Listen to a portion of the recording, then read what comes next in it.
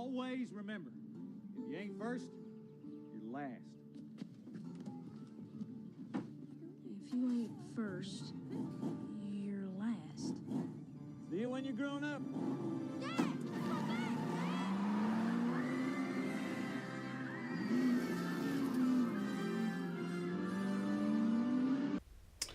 John here, guys, and today talking about racing, and not just going out and racing, but actually trying to become better at racing. Now, I've kind of refocused my efforts trying to train better, to practice better, and to get the focused amount of practice needed to become a better racer around town.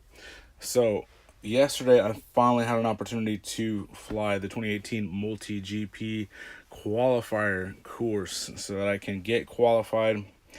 And I had a couple of goals in mind going into that, and a few other racing goals that I very recently met. And so now I'm working on establishing new goals. Now, this quad is very dirty. This is the one that I actually flew yesterday at the qualifier. And I did end up having to switch to this GoPro rig, which is my backup. And I'm going to talk about some good things about that process and some bad things. So I'm going to give you 5 tips on how to become better at getting your racing practicing workflow down. Now, before I start talking about these tips, let me qualify what I'm going to be talking about by sharing with you my level of expertise. Now, I am not, and I repeat, not a top racer. Now, I have improved quite a bit, but I am not among the top. There are not a lot of great channels out there that give you these racing tips that everyone kind of wants. There's tons of freestyle out there. There's Bot Grinder, Ladrib, there's Joshua Bardwell, there's Mr. Steele, all those guys. But when you want tips on how to improve as a racer, you're kind of out of luck. So let me qualify the information that I'm going to be giving you from my perspective. I'm somebody that likes to process information, do a lot of testing, find out what works for me, and then I can pass those things on. But do not necessarily take my word as gospel. There are a few channels out there that are legitimately top racers that are giving out some tips. And I would say the top 3 channels for that are Johnny Fly, Justin Skinner, and Envy Astro. So if you want to learn more, now also Captain Vanover has some really great videos. He has one in particular that he made with Justin Skinner, but he doesn't really update his channel quite as regularly. So where I'm coming from is somebody that is improving, that has started to get on the boards, and we'll talk about how I scored at that MultiGP qualifier later on. Now, what my recent goals have been are to get a top 5 finish. I wanted to finish in the top 5 places in one of my local races in an event that had 12 or more racers there. Now, there are some pretty strong racers in Houston. In fact, Limon is now improved to the 12th spot in the nation. We also have 2 others in town that are in the top 100. So there's some very fast people. So as long as those guys are racing, there's not much chance of me hitting in the top 3, but that is going to be my next goal. My goal prior to that was to finish a top 5, like I said, in a race, and I did that 2 weekends ago, finally. So I'm going to have some footage coming up first from that race. Now, here are the tips. Number 1, know your equipment. Use the same parts on all of your builds. So when you go into race day, don't make changes. I cannot tell you how many times I've heard on a race day, oh my gosh, my quad was flying perfectly, but I changed the motors, I changed the props, I changed the camera angle, I fixed something, and when I put it back together, the camera wasn't quite right. I moved to a different VTX, it's not working right. I fixed something and I just kind of rigged it together instead of replacing it with a new antenna. Or worse, I had it locked in, but I changed some settings in Betaflight the day before the race. Do not do that. If a new version of Betaflight comes out with some amazing filter, do not change it prior to a big race. That is bad. Number 2, know all of the rest of your equipment. Now, these are my Fat Shark HDOs that I've made several videos on. They have some pluses and minuses about them. Everybody is familiar with the pixel issue that this still has. I have gotten my shipping label from Fat Shark to send these back, but I haven't had the time to send them. I just can't be without my goggles for right now. But one thing I did yesterday, which is a true noob mistake, is somewhere along the way I flipped my module power switch to off. So when I got up to the line, my quad armed fine, but I saw no image in my goggles, but I could see an image on the screen. So I thought my camera was bad. I ended up just bowing out of that heat, which cost me a full round of racing. How frustrating. So know all the other equipment in your setup. Number 3 is do as much practice as you can. As much practice as you can. Practice by yourself, practice with a group, and it's really critical, that second part, which is practice by a group. You want to be able to practice with people that are both faster than you and somebody that is about your skill level. That is going to help you grow together. That's going to help you push whenever they are able to learn something that is incrementally better than you, and as you learn things that are better than them, you'll be able to trade knowledge with each other and use that person as a benchmark. It is great to practice with people that are faster than you. You do need that too, but when you never even see them on the track because they're lapping you, that doesn't make much help. Somebody that you can actually chase down, pass back and forth, that is going to help you grow. I've seen it time and time again with other individuals, and there's a couple people in town right now, Icy Hot and Ember, who are very close to me. They beat me quite frequently. But every once in a while I'll beat them, and that really helps me to have people in town that are close to my skill level. 4th is have as many of the same exact setups as you can. Now, what do you notice about my backup right now, which is my GoPro rig? Now, as I'm kind of switching out my quads from flosses to campfire quads, I'm trying to keep everything consistent, but this actually has stretch X arms and this has true X arms. So when I did have to use this as a backup, it felt just a little bit different from everything I'd been flying the whole day. And I hadn't flown this in a couple of weeks. And that difference in flight characteristics was enough to cost me a few seconds. Now, what's a few seconds really gonna matter, guys? And a few seconds on 1 or 2 rounds? Well, I'll tell you this, I ended up coming 6th place at the MultiGP Qualifier. There was about 20 people signed up. I got 6th place, but I missed 5th place by 3 seconds. Now that's not 3 seconds per round, that's 3 seconds on the entire day. What? So only a difference of 1 second per round, and I would have been 5th instead of 6th. So I should have had the same arms as this. Now I actually do have those arms, I just hadn't got around to switching them. And because of my noobness, I thought that this camera was bad when it actually wasn't, and it was just my goggle switch had been turned off. And finally, 5th is review your DVR footage. Keep track of it. Look at what the issues are on your actual footage after the race. Note the areas that you need improvement in and try to work on those. Set up some specific tracks. Now, whenever you're practicing, you don't always have to set up a full track. You can set up small components of a track. And one of those components is like the corkscrew maneuver in the MultiGP Qualifier. That's a perfect example. Set up just something with 2 gates in the corkscrew fashion and 1 other gate, so you can just kind of bounce between the 3. I noticed that after a while, a lot of the tracks that we set up and practice as a group are very flowy and very curvy and very tight turns, and I was getting really good at those tight turns. But anytime when there was a very long straight where you had the opportunity to go full throttle for a second or so, I was crashing into gates. Why? That should be the easiest part of the course, but it's just because I hadn't practiced it enough. So practice those individual components. Review your DVR footage, find out the areas that you have weaknesses, and practice those specifically so that you can have a well-rounded game. Now, I will, if anyone's interested, keep bringing out these tips. Now, you notice I'm not giving you tips on individual maneuvers, and that's because my skill level is not high enough for that. Don't follow people and follow people's advice where their skill level is barely better than yours. That's why I'm giving you tips on the things that I know will help, but I'm not giving you tips on little individual maneuvers that work for me, because there may be better ways to do it. So that's why I'm very...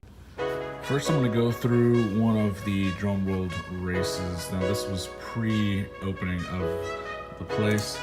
And first, you notice I'm kind of letting some of the other folks take off because they were having a lot of mid-air collisions right at that first gate. So I'm okay sometimes just being about a second behind, especially if there's a lot of very fast people in my heat, because I'm probably going to end up being behind them anyway, so I'd rather just kind of hang back and not let all of them smash me.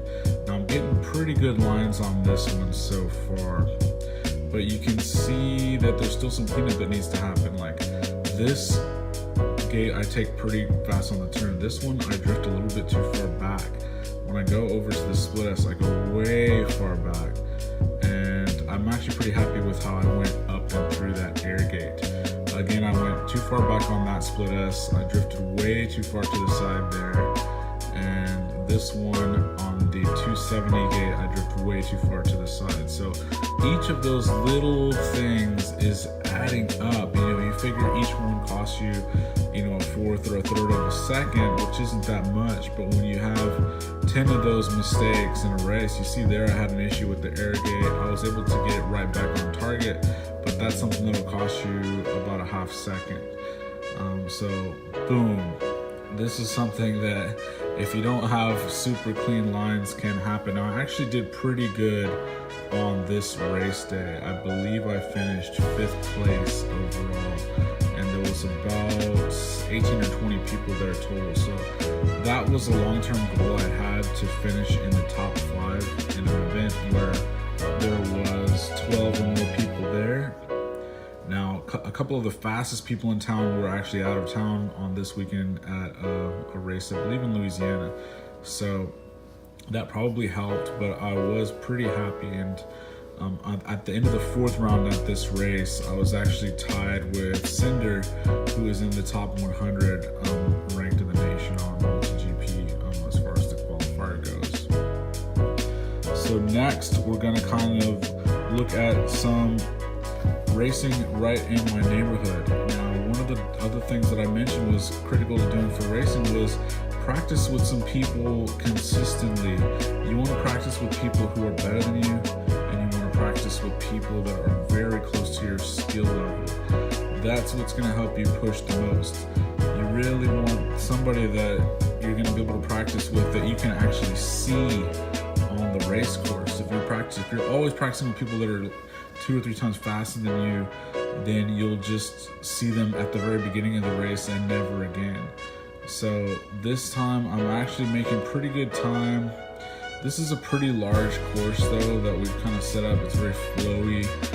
Miguel from Battleground designs very sometimes large and flowy tracks, which are very fun to fly, and it kind of helps you work on avoiding all these ghost branches that are, I sometimes call this area that we fly in Ghost Branch Town, because they're just everywhere. But that really helps you build habits on staying low, keeping the turns very tight. So as you can see here, now this is a practice day. So what do you notice about my turns here compared to the course that we just saw? These are the same exact size gates, but on these turns, I'm following the lines much better. And I've noticed that it's that confidence that you have that your quad is gonna make those sharp turns, but it's also that combined with the amount of stick time that you have, and also it is the nervousness taken out of the equation. Now, you all kind of know that you fly better on a day when it is not some kind of big thing on the line. So keep that in mind. That's what more stick time helps. It helps you to get practice in order to feel more confident when race day does come up, so that those nerves don't play as big of a factor. Now this last round, I'm just gonna let the music play and check it out. This is one of my better runs on the 2018 MultiGP Qualifier.